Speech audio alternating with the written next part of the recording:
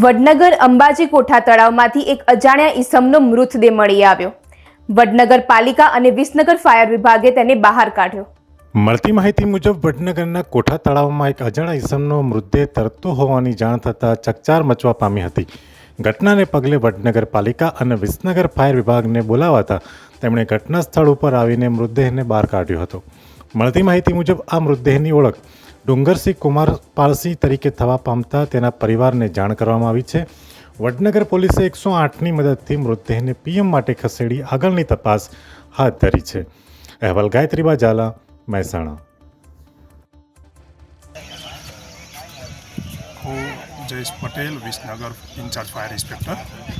અમારે સવારે વડનગર મુકામી 108માંથી કોલ આવેલ કે જે કોઠા તળાવ અંબાજી વડનગર ખાતે તળાવમાં કોઈ અજાણ્યો વ્યક્તિ ડૂબી ગયેલ છે। વિસનગર ફાયર ટીમ ઘટના સ્થળે આવી વડનગર ફાયર ટીમના પણ માણસો આવી ગયેલ હતા। અમારા ટીમ દ્વારા અંદર તળાવમાંથી લાશ બહાર નીકાળેલ છે, જે તેમના રહીશોને સોંપેલ છે। ડેડ બોડીની ઓળખાણ થઈ નામ કે એવું કંઈ જાણવા મળ્યું?